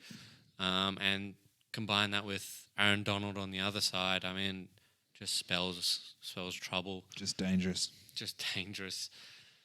Danger Russell Wilson. Danger. Ronte. I was trying to do something Field. with Donald, but Yeah, so not really much to say on the Rams. Cup came back. Cooper Cup. Sounds like a Mario. sounds like Cooper Cronk. Yeah, true. Wrong code though. He came back after his ACL and picked up where he left off. So I think he also helps big time with Jared Goff's offense. And it's pretty much it. Just quickly, Cards Ravens. Kyler Murray looked all right, but his offensive line is non-existent. So we'll see how that goes. Lamar Jackson did the opposite of what he did last week and just ran the ball like 120 yards or something on the ground. Hollywood Brown is a baller as well. Anyone with the name Hollywood. Yeah, man. In saying that, the Ravens are 2-0, but they've only played Arizona and Miami, so they'll get a real test in the next couple of weeks to see where they're actually at. But at this stage, with the Browns imploding and the Steelers crapping themselves, it's their division to lose. A really tight division before the season start, and now just all theirs already. So potentially Lamar Jackson's putting together an MVP push. Yeah. What do you guys think? I think Lamar Jackson has got quite a way to go before he starts making MVP claims. If he can have more of his week 1 performances, because everyone knows he can run the ball. That's not news. But his week 1 performance with 5 passing TDs, that was big news. But against Miami. True, against Miami, but still, like, knowing that he has the ability to throw the ball and throw the ball well, I think opens up a lot more running lanes for him, which I think is what happened this week. 100%. And I think, yeah, although it was against Miami, but every team is going to play a Miami or a crap team at some You still stage. got to put them away. Exactly. And it doesn't matter how you get them. It's still 5 passing TDs is 5 passing TDs.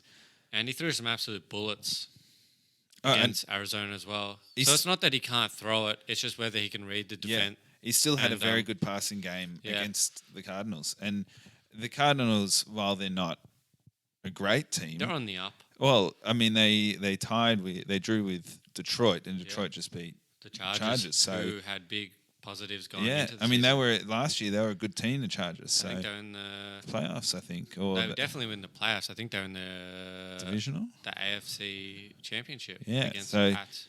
I want to say that was Chiefs. I think the Chiefs.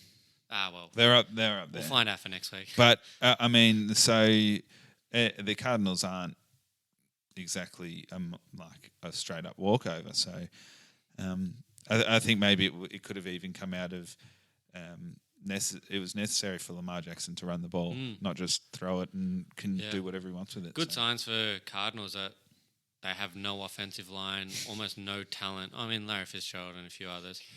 When one of your best players is 36-year-old, I think he's 36, like mid-30s, Larry Fitzgerald, that's when you know you're in for a good draft pick anyway. And Kyler Murray's still doing really well despite everything. So, kudos to him. I was a bit critical. I was all on board the Daniel Jones train, and Kyler Murray's proving his number one tag. We'll quickly go over to the Packers-Vikings, and there's a bit of, we'll say quickly, but there's a bit of heated discussion between a couple of us. Mitch thinks that the Packers 2-0 are the real deal, and I think that the Packers are complete garbage. Well, I think I think the Packers are a very good team. I think Aaron Rodgers is the second best quarterback behind Tom Brady, and they have a very good offensive line in front of him, and they have some, and Devontae Adams his route running literally brought Ocho Cinco to tears. So I think it's all set up for them, and we saw that in week 1 their defense really stood up, kept the Bears to 0 touchdowns at Soldier Field, which is almost unheard of. So I think they're the real deal, and the Vikings pushed them all the way. So I think the Vikings are a good team as well. The Packers have had one good quarter in 8 quarters of football. They went touchdown, touchdown, touchdown, 3 touchdowns in their first 3 drives against the Vikings, and then went fumble, punt, punt, turnover on downs, punt, fumble, punt, punt, punt, punt, punt. They didn't score another point for the rest of the game. They got absolutely dominated by the Vikings, who left points out on the field. I think the Vikings lost that game in typical Vikings manner, where they lost to themselves. And the Packers have a lot of questions. I mean, Aaron Rodgers, forgot his name for a quick second. He was blowing up at LaFleur during the game. So that's not good signs for Packers fans, despite being 2-0. I think it's a deceptive 2-0 with Aaron Rodgers in the backfield. I disagree. I think the Vikings are a very good team as well. I think the NFC North is arguably the strongest division out there. If not strongest, then maybe the NFC East gives them the NFC West gives them a bit of a run for their money. But NFC North, I think you have the Packers, Vikings, and Bears are all. All 3 of them could be strong playoffs contenders. Yeah, I think Kirk Cousins also is holding the Vikings back. I think he's always been a good quarterback, but he makes stupid errors. For instance, their first and 8 or something, with 5 minutes to go, and he throws the ball into double, almost triple coverage for the intercept to basically give up their last meaningful chance at the win. That's dumb from an experienced player on $28 million a season. He's going to cost them, I think, in the end. Yeah. In saying that, you have Dalvin Cook. I want to say that's his name. Yeah, in the backfield, he's a freak of nature. Yeah. So, I mean, he passed the ball 10 times the week before. So I think that'll be a recipe for success for Minnesota going forward. Well, and I think they're a strong offensive team. I mean, you got a really strong combo of Thielen and Diggs, probably one of the best combos going around at the moment. So, I don't know. I think they're a strong team. Packers are a strong team, and I hope the Bears are a strong team, but it's yet to be seen.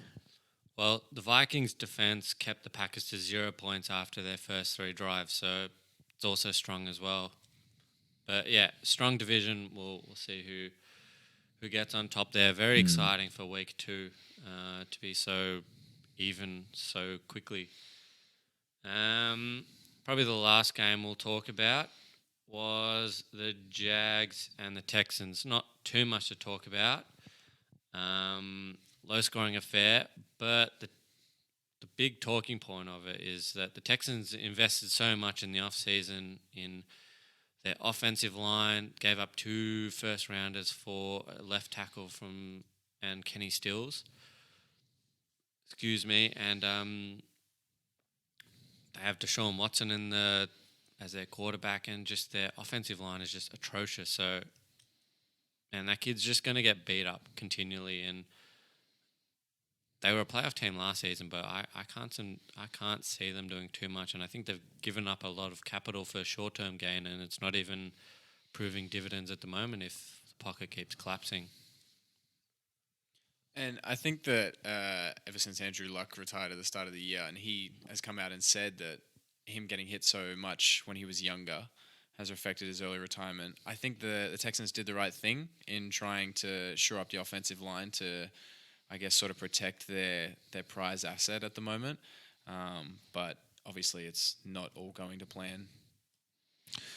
Yeah, and we've said this a number of times.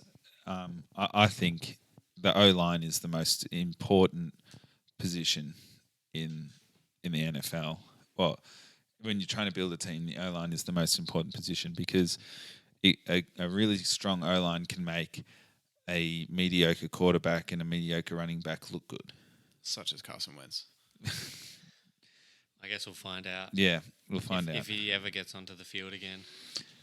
So I think it's a good move by the Texans, but I mean, maybe this is an unpopular opinion, but I wouldn't have wasted a good O-line on Deshaun Watson. I would have tried to find a more genuine passing quarterback. Well, we've never really seen how good Deshaun Watson is because the pocket keeps collapsing Yeah. all the time. That's true. Well, it wouldn't be a World of Sport podcast if we didn't have the legendary US correspondent, Nellie.hr. Thanks for being on the show, and what a big week in NFL it's been. Of course, and yeah, lots of storylines to follow this week. Let's start with AB. We have to seemingly in recent weeks we have to talk about him in every podcast. What's been the latest developments in a long line of stories? Yeah, so I'm trying to remember where we picked up last week. There's been a lot of news this week, but basically, released from the Raiders, signs with the Patriots. Middle of this week, an allegation of sexual assault came out against him from his old trainer, and it's pretty credible. And so basically, the allegation comes out, he denies it blatantly. Immediately, his lawyer goes on ESPN, makes a big hoopla out of it, but the NFL is looking into the case, but they're not. They didn't put him on the commissioner's exempt list, which means they're suspended without pay. So he was still allowed to play, and he was still allowed to practice all week, meaning he was there in the Patriots' win last night, which I think should not have been allowed personally. I think if you have that credible of an allegation, the NFL should be investigating it, and something should have happened. Yeah, some text messages came out as well, which are pretty damning one way or the other for or against Antonio, whether he actually sent them or not. So you'd think the NFL would just ask, was that you that sent the text message? I can't quite remember what the text messages entailed, but they would have. It'd be pretty obvious if whether he said he sent them or not as to what the league would do with him. And part of it is because it's a lawsuit, it's not under a police investigation. Yeah, it's So not criminal charges, is it? No. So the NFL was able to kind of get away with being like, oh, he's not being investigated by the police. But the NFL has had so many problems with issues like this. You think Roger Goodell would want to get ahead of it. But, AB's their star. He brings attention to the league. You always see this, I suppose the word is like dichotomy or something like that, where you have to weigh up as a league at what point is the line? At what point does entertainment and revenue come at the cost of maybe someone like AB and a rape allegation, not necessarily a conviction? Right. I mean, I just sort of feel like it came out on Tuesday. The NFL had time to do an investigation and look into it, and they just didn't. Yeah, it's an interesting one whether you treat them as innocent till proven guilty, or you save the reputation of the NFL and say we won't stand for this until you're proven innocent. We won't allow you to play, just as a blanket no tolerance rule. Do you have an opinion on which way the NFL should lean? I mean, I'm all for being innocent until proven guilty. My opinion in this case is they had 4 days to investigate it and they didn't. So, in my opinion, I feel like maybe practicing would have been okay while he was under investigation, but the NFL just didn't make a big enough effort.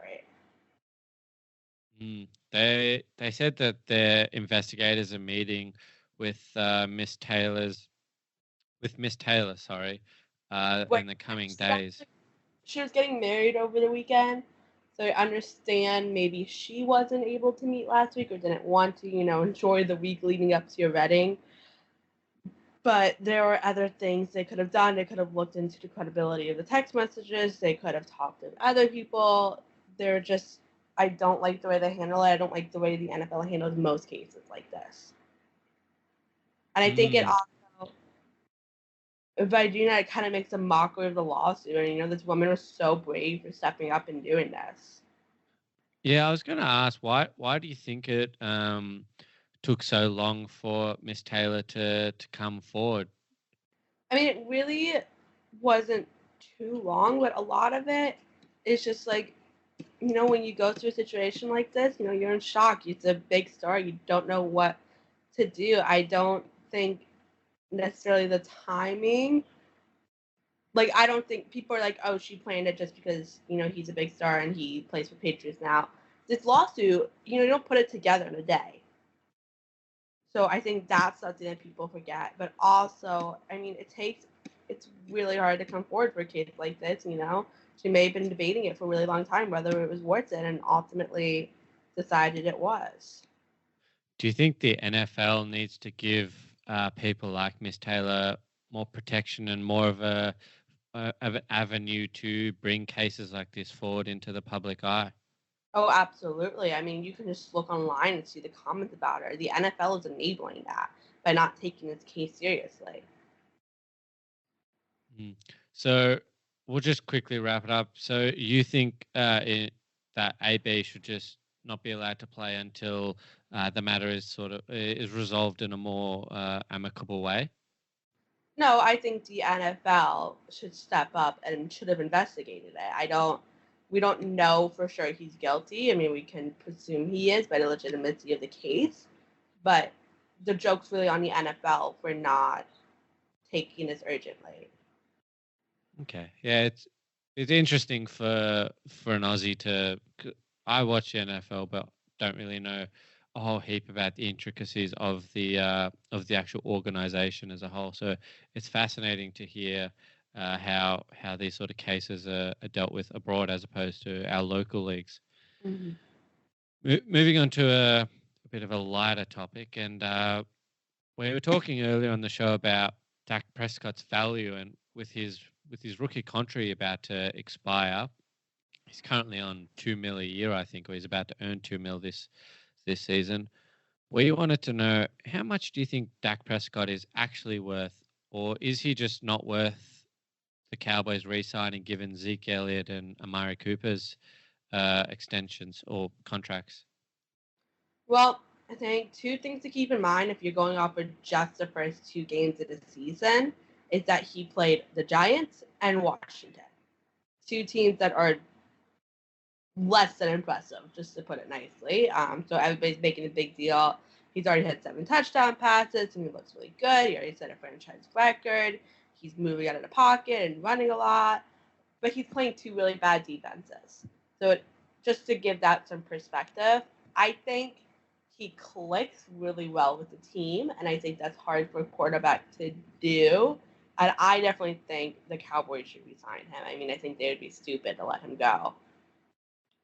I agree. And considering Carson Wentz just scored himself 128 mil over 4 years, I'm not sure he's at that price yet, but I think he's more around the Kirk Cousins 28 mil a season kind of deal. I definitely agree that they should re-sign him. I don't think he deserves big bucks yet, and I don't think his ceiling is as high as Carson Wentz's, but I think the value to the Cowboys is enough that they should pay him big dollars, but not big quarterback dollars like Aaron Rodgers or Russell Wilson.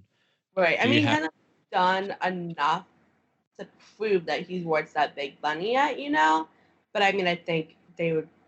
I kind of put him in the same bracket as Kirk Cousins. I think that was a good comparison, maybe even a little less than Kirk Cousins.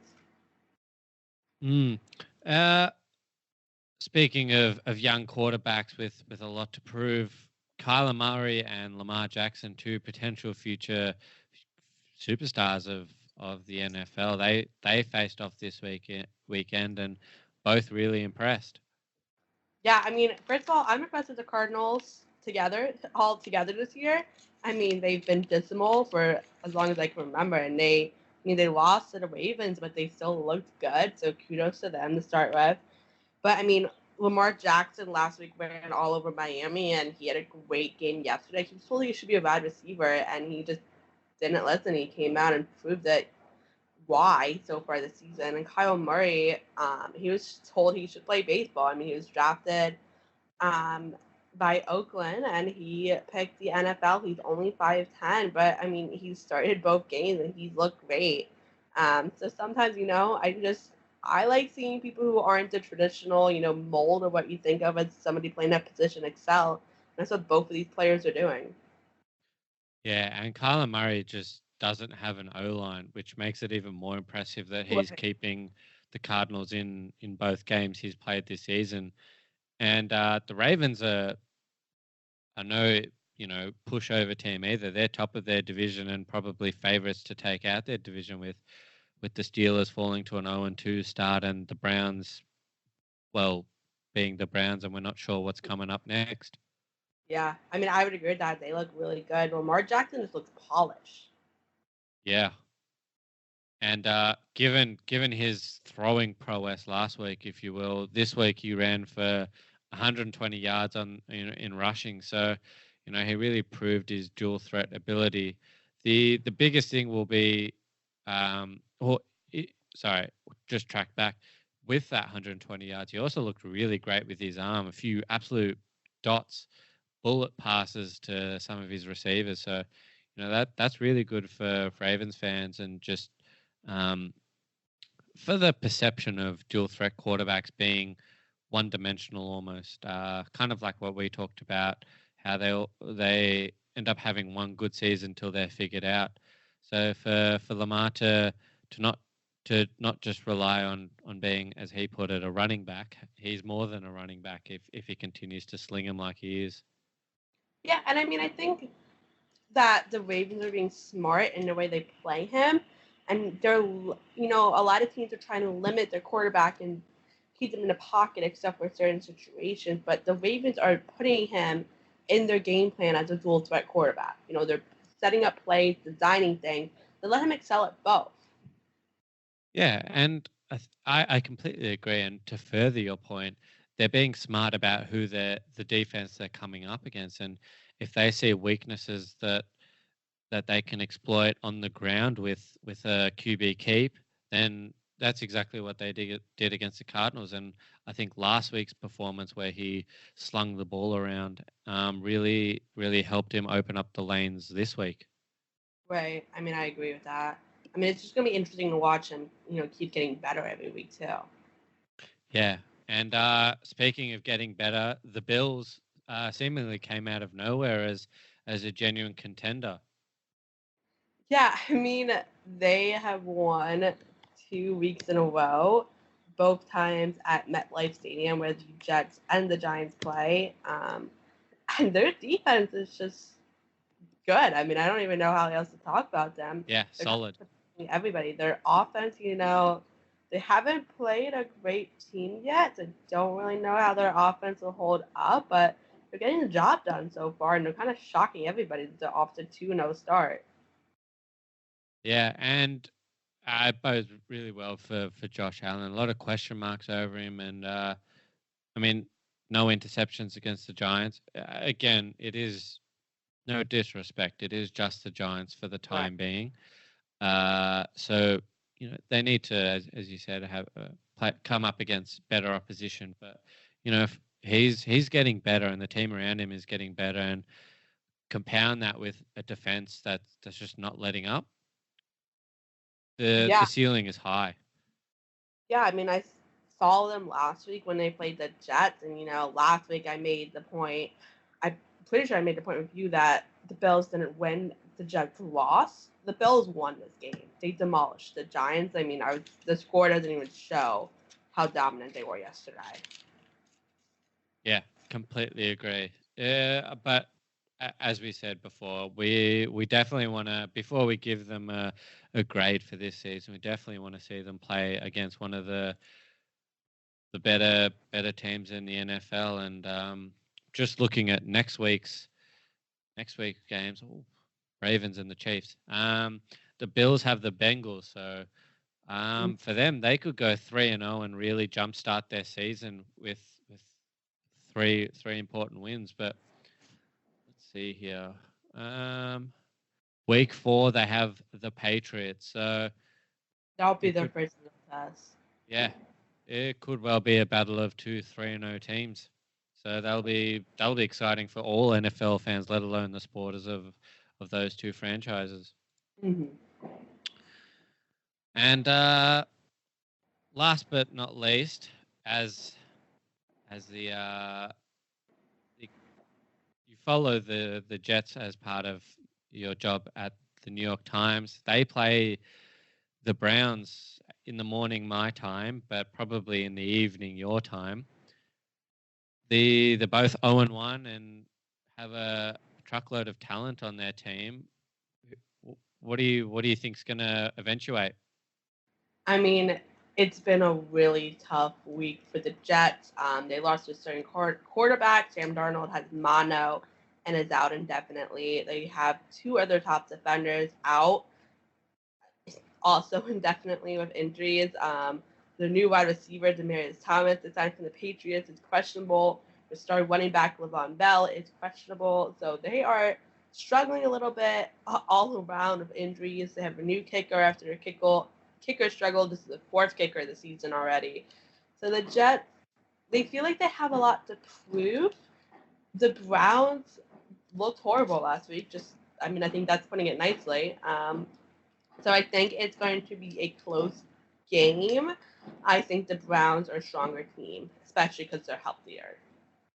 Yeah, it'll be a battle of wills of who wants it more. And if Baker Mayfield and co come out with a point to prove, it's going to be tough for the Jets to stop them, especially given all the outs you just mentioned. And Odell Beckham Jr. is back at MetLife Stadium, where he played for his first 5 seasons as a Giant. So he's going to have a lot to prove, too. Depends if he gets weighed down by his watch or not. Mm-hmm. That's pretty much all the big talking points from the NFL. But moving codes, as we like to call it in Australia, the basketball and Team USA has got a proud history, but something went wrong and they finished 7th in the FIBA World Cup. Was there any reaction in the US? Was there any outcry, or did anyone even take notice of their performance? I mean, I think people noticed, but it's kind of the notion like, oh, none of the top players went. What do you expect? They don't really practice as a team. None of their stars were there, and nobody in the US really cares about anything that's not the NBA. So it wasn't a huge deal.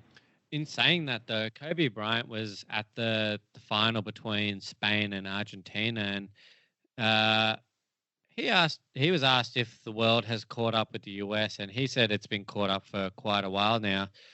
Do you think, given the 7th place at this World Cup and the fact that none of the stars were there, will this serve as a bit of a wake-up call, if you will, for the people in charge of Team USA and how they select the teams and stuff? I think it's going to serve as more of a wake-up call to the players that weren't there. I mean, the Olympics are next year. That's the big thing. And a lot of players have come out and say that they want to be on Team USA for the Olympics.